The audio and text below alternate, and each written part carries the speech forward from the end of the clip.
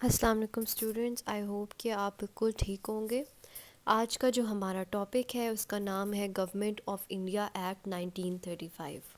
The British government began the process of crafting the future constitution of India taking into account the Nehru Report, Its 14 points and the outcomes of three roundtable conferences 1930 to 1932۔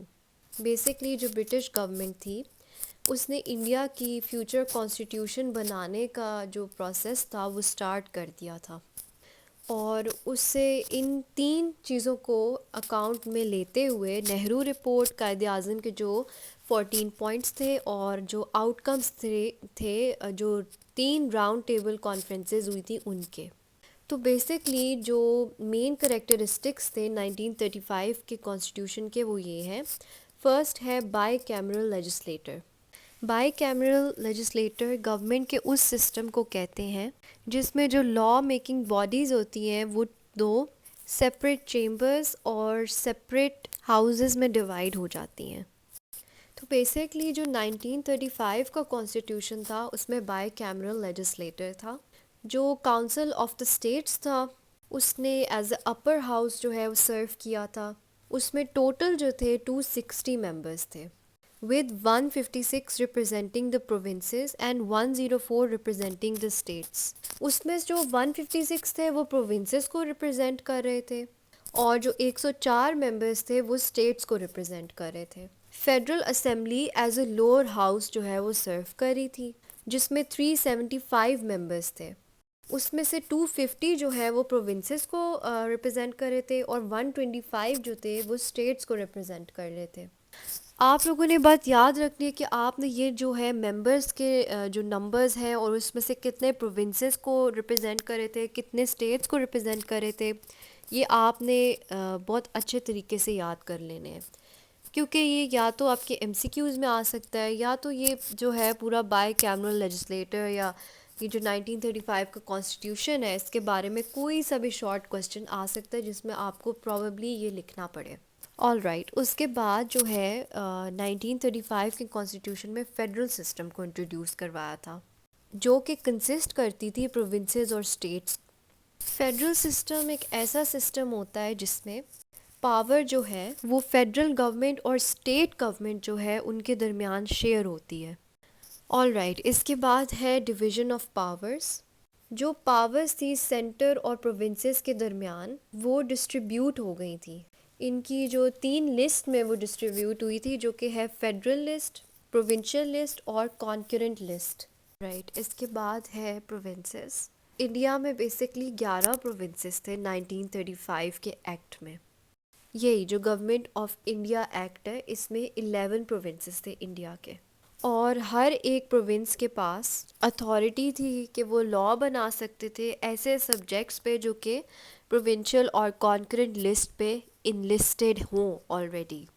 اس کے بعد provincial autonomy جو ہے انہوں نے increase کر دی تھی۔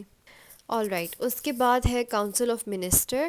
H province had a council of ministers and the governor was obliged to act upon the council's advice۔ Basically اس کا یہ مطلب ہے کہ ہر ایک پروونس میں ایک کاؤنسل ہوتا تھا منسٹرز کا، اور جو گورنر تھا وہ اس کے لیے اوبلیگیٹری تھا کہ وہ جو کاؤنسل جو بھی ایڈوائس دے گا اس کے اوپر وہ ایکٹ کرے، اس کو وہ مانے۔ However, the provincial governor was subordinate to the Governor General of India۔ Sub ordinate کا مطلب ہوتا ہے جونیئر یا بیسکلی لوور جو رینک میں ہوتا ہے۔ تو جو پروونشل گورنر تھا وہ گورنر جنرل جو تھا انڈیا کا اس سے وہ نچلے رینک پر تھا۔ اوکے، اس کے بعد ہے abolition of the Indian Council۔ The Indian Council was abolished۔ abolished کا مطلب ہوتا ہے ختم کرنا، بیسکلی جو انڈین کاؤنسل تھا اس کو ختم کر دیا گیا تھا۔ آل رائٹ، اس کے بعد ہے federal court. The federal court consisting of the chief justice and 6 other judges served as the highest court۔ The act provided details of the powers of the federal court۔ Basically جو federal court تھا اس میں chief justice تھا اور 6 اور ججز جو تھے وہ انکلوڈڈ تھے۔ فیڈرل کورٹ جو تھا وہ ہائیسٹ کورٹ کی طریقے سے سرو کرتا تھا، اور اس ایکٹ میں جو گورنمنٹ آف انڈیا ایکٹ ہے اس میں بیسکلی اس فیڈرل کورٹ کی پاورز کو انہوں نے پرووائڈ کیا تھا کہ اس کی کیا کیا پاورز ہیں.